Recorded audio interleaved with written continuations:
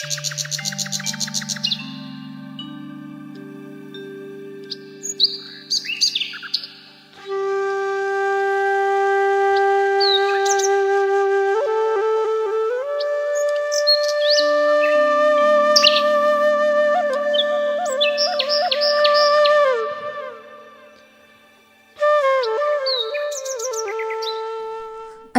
আলাইকুম, আমি নাহিদা। কেমন আছেন সবাই?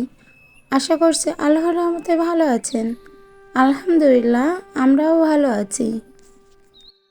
আমার আরও একটি ব্লগে আপনাদের সবাইকে জানাই স্বাগত। আজ হচ্ছে মঙ্গলবার আর এখন বাজে সকাল 7টা। রোজ ভোর 6টা 6:30টার দিকে ঘুম থেকে তো উঠে যাই, কিন্তু 7টা 7:30 অথবা কোনো দিন 6টার দিকে আমি আমার ক্যামেরাটা অন করি। তো যাই হোক, ঘুম থেকে উঠে বেশ কিছু কাজ সেরে নিয়েছি। আর এদিকে আসলাম একটু ডিমটা ভাজি করতে। আমার হাজবেন্ড চলে যাবে অফিসে, তো তার জন্য একটু ডিমটা ভাজি করে নিচ্ছি। আর হচ্ছে ডিমটা ভাজি করে এটা আজকে ভাতের সাথে দিব। আজ আর রুটি করা হয়নি, কেননা রুটি করতে গেলে আজকে একটু সময়তে পারবো না।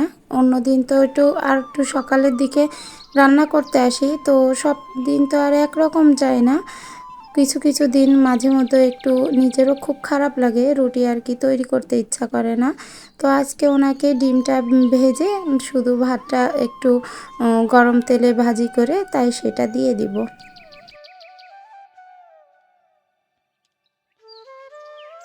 আপুরা অনেক প্রশ্ন করেন আমাকে যে আমি কিভাবে এডিট করি, আমার মিউজিকটা কীভাবে নিয়ে আসছি। তো মিউজিকটা নিয়ে আসছি ইউটিউব থেকে। ইউটিউবে অনেকগুলো আছে, আপনারা যেটা আর কি দেওয়া যায় আপনারা আপনাদের চয়েস মতো বাছাই করে নিতে পারেন। মিউজিক নো কপিরাইট লেখা থাকে সেগুলো অবশ্যই সিলেক্ট করবেন, কেননা কপিরাইট যেগুলো থাকে সেগুলো আপনার ভিডিওতে কপিরাইট খেলে সেটা একটু সমস্যা হয়ে যাবে। তো আমি নো কপিরাইট লেখা মিউজিক দিয়ে সার্চ দিয়েছিলাম, তো সেখান থেকে অনেকগুলো মিউজিক আসে। সেখান থেকে আমি একটা মিউজিক আমার জন্য পছন্দ করে নিয়েছি। আমি এডিট করি ক্যাপকাট দিয়ে। ক্যাপকাট একটা অ্যাপ আছে, সেটা দিয়ে আমি এডিট করি। আর যে ছবিটা আমি দেই সেই ছবিটা এডিট করি আমার ক্যানভা থেকে। তো আপনারা যে কোনো আপনাদের পছন্দ অনুযায়ী যে কোনো অ্যাপ নামিয়ে নিতে পারেন। আর আমার কাছে মনে হয় যে এটাই আমার ভালো লাগছে। এর আগে ইনশট দিয়ে করতাম, ইনশটও খুব সহজভাবে করা যায়। নতুনদের ক্ষেত্রে ইনশট দিয়ে করাটাই ভালো, কেননা ইনশটটা অনেক সহজ আর খুব সহজভাবে বোঝা যায়, ওতে একসাথে অনেকগুলো অপশানও আছে। যাই হোক, আপনাদের প্রশ্নের উত্তরটা আমি দিয়ে দিলাম। আশা করি আপনাদের উপকারে আসবে। যতটুকু পেরেছি ততটুকু উত্তর দেওয়ার চেষ্টা করেছি। তো আমি চুলাটা একটু লেপে নিচ্ছি, কেননা এর আগের দিন যে লেপেছিলাম তো সেই জায়গাটা রান্না করার পর একটু ফেটে ফেটে গিয়েছিল, তো সে কারণে আমি আজকে আর একটু লেপে নিলাম।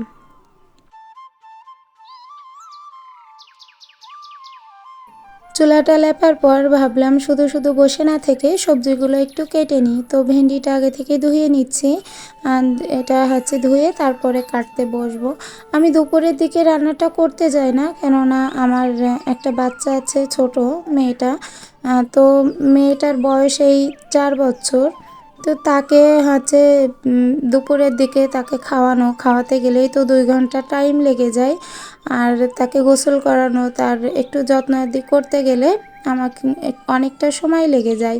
তো সেক্ষেত্রে আমি দুপুরের টাইমটা রান্নাটা করি না, কেননা নিজেও পেরে উঠি না রান্না করে নিজে গোছানো, ঘরটা একটু গোছানো সবাই বাসায় আসার আগে। আবার এদিকে মেয়েরও কিছু গুছিয়ে রাখতে হয়। তো সেই কারণে আমি সকালের দিকেই ঝামেলাটা করে ফেলি এবং 11টা 11:30টার দিকে আমি পুরোটা কমপ্লিট করে উঠতে পারি।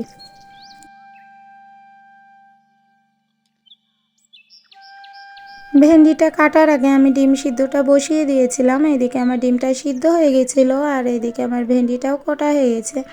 তো ভেন্ডিটা হওয়ার পরে আমি তো দিয়ে দিলাম রান্নাটা চাপিয়ে। আর এভাবে করলে আমার খুব দ্রুত রান্নাটা হয়ে যায়। আর আজ তো বেশি কিছু করবো না, শুধু এই ভাজিটুকু থাক। আর ডিম একটু ঝোল করব, ভুনা করব না, যেহেতু বেশ কয়েকদিনে ভুনা খেয়ে নিজেরও গায়ের ভিতরে একটু গোলাচ্ছে যে ভালো লাগছে না, ভুনার সেই গ্যাসটাই আর কি নিতে পারছি না।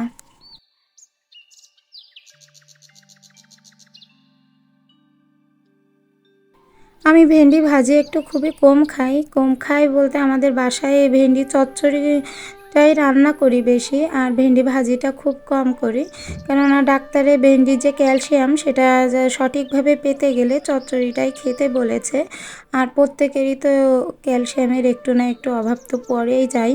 তো সেক্ষেত্রে আমি ভেন্ডিটা ভাজি করি না, কিন্তু চচ্চড়ি করি। আর আমার ভাইয়া তো অনেকগুলো ভেন্ডি নিয়ে আসছিলো, 1 কেজি মতো। তো অত ভেন্ডি তো সম্ভব না। তা এর 2 দিন আগে আমি অল্প কিছু চচ্চড়ি মতো করেছিলাম মাছ দিয়ে। আর যে বাদ বাকি অনেকগুলো ছিল সেগুলো ভাবলাম আজকে ভেজেই খাওয়া যাক, নয়তো আর খেতে ইচ্ছা করবে না। তো যাই হোক, রান্নাটা আমার কমপ্লিট হয়ে গেছে। আর রান্নাটা কমপ্লিট করে এদিকে বাবুর রুমটা একটু গুছিয়ে দিলাম, আজকে চাদরটা একটু উঠিয়ে দিলাম। কেননা চাদরটা না উঠালে কেমন যেন একটা লাগছিল। আমাদের রুমের চাদরটা তো উঠিয়েছি 2 দিন হয়েছে, কিন্তু এই রুমের চাদরটা বেশ কিছুদিনই ছিল। অবশ্য এই রুমটার চাদর বেশি একটা ময়লা হয় না, কেননা এই রুমে তো তেমনভাবে কেউ থাকে না। শুধু ওই রাত্রে একটু ঘুমানোর জন্য বাবু একটু আসে, তা ব্যতীত সারাটা দিন আমাদের রুমেই থাকে। বাবু রুমে যখনই ঢুকবো তখনই আমার এখানে প্রায় 1 ঘন্টা কি আধা ঘন্টা মতো এখানেই কাটিয়ে দিতে হবে। কেননা ওর কাপড় চোপড় এখানে ওখানে থাকবে, ও অনেকগুলা কাগজ কাটাকুটি করে, সেগুলা নিচেই পড়ে থাকবে। তো ওর রুমটা টেবিল পরিষ্কার করা, ওর বেডটা গুছিয়ে রাখা, আবার ওর টেবিলের নিচে যত কাগজ থাকে সেগুলো বেরো করা, ওর কাপড় চোপড় গুছিয়ে রাখা। তো এত কিছু করতে গেলে আমার ওর রুমটায় ঢুকতে গেলে সচরাচর ঢুকতে ইচ্ছা করে না। আবার মাঝে মধ্যে তো না ঢুকলেও হয় না। আর যেদিন তো ঢোকা হয় সেদিন একদম আধা ঘন্টা 1 ঘন্টা তো পুরো লেগেই যাবে ওর রুমটা পরিষ্কার করে উঠতে। আর প্রত্যেকটা দিন যে ওইভাবে টাইম দিব সেইভাবে হয়ে ওঠে না, কেননা সংসারে তো অনেক কাজই থাকে। ওর রুমটাও অত্যন্তভাবে যে নোংরা থাকে সেটা নয়, নোংরা দেখে বোঝা যায় না যে ভিতরটা এত অবস্থা খারাপ, কিন্তু ওগুলা নিচেই যেহেতু পড়ে থাকে তো সেগুলো তুলে বেরো করে ওর কাপড়গুলো আবার ঝেড়ে পরিষ্কার করে ভাঁজ করে রাখতে গেলে একটু তো সময় বেশি লেগে যায়।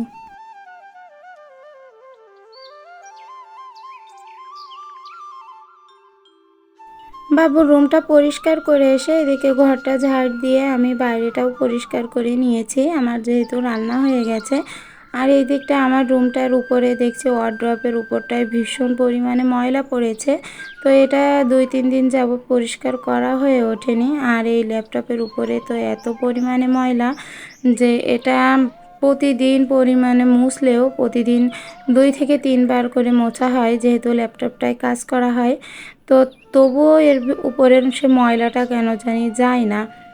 তো যাই হোক, ল্যাপটপটা একটু পরিষ্কার করে ওদের ওয়ার্ড্রপের উপরটাও পরিষ্কার করে গুছিয়ে নিয়েছি। আর এই তো আমার রুম, 2টা রুমই একটু গোছানো গাছানো করে নিয়েছি। আর আজকে যেটা রান্না করেছি ভেন্ডি ভাজি আর এই যে ডিমের ঝোল। আর সকালের দিকে একটু গোলা রুটি খেতে চেয়েছিল বাবু, তো ওর জন্য অল্প একটু গোলা রুটি করেছি। সকালের দিকে আমি তো রুটি তৈরি করতে চাইছিলাম না, তো পরে বাবু বলছে যে গোলা রুটি না করে দিলে টিফিন নিবে না। তো বাচ্চার টিফিন খাওয়াতে গেলে একটু তো কষ্ট করাই লাগে। আর নারকেলটা তো কুচিয়ে রেখেছি, ওইটা নারকেলের চিড়ে তৈরি করব।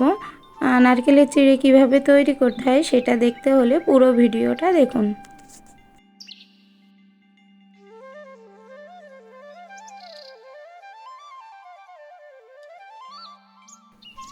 সংসারে অনেক কাজকর্ম একটু সেরে এসে একটু যখন শুয়েছি তখন দেখি যে মেয়েটা কাগজ কাইচি নিয়ে বসে গেছে।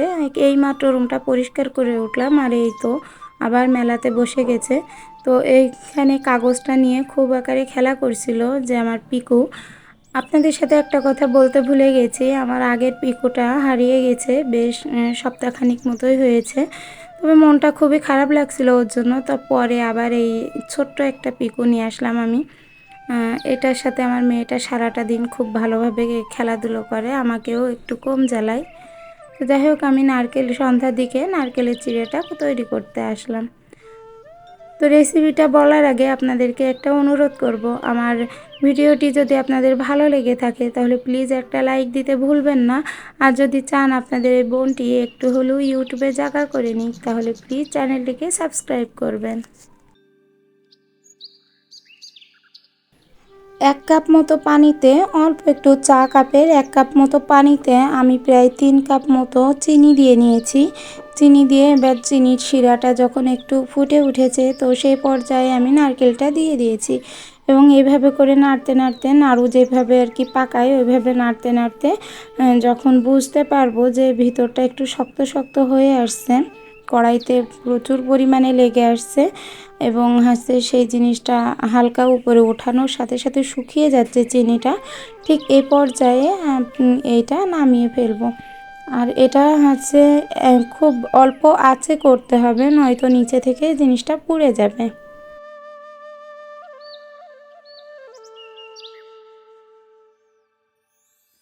আমি এর আগেও 2 বার চেষ্টা করেছিলাম কিন্তু আমার হয়নি জিনিসটা, কিন্তু আজ মনে হচ্ছে ঠিক পারফেক্টভাবে হয়ে যাবে, কেননা প্রথমেই যে একটা জিনিস সম্পূর্ণভাবে হয় সেটা কিন্তু নয়। তো এটা আমি মূলত বেড়াতে গেছিলাম আমার বড় কাকুদের বাসায়, তো সেখানে দেখি বড় মা আমার জন্য এটা তৈরি করে রেখেছে। তো এটা খেতে যে এত মজা, আর এটা যখন বসে থাকা হয় তখন খেতে ভীষণ ভালো লাগে, আর এটা খেতে কিন্তু একদম নাড়ুর মতো লাগে। তো আমার মেয়েটা তো খুব আনন্দ করে খাচ্ছে, আপনারা চাইলে এটা বাসায় তৈরি করে দেখতে পারেন। তো আমার আজকের ভিডিওটা এই পর্যায়ে শেষ করছি, দেখা হবে পরবর্তী কোনো ভিডিওতে। আল্লাহ হাফেজ।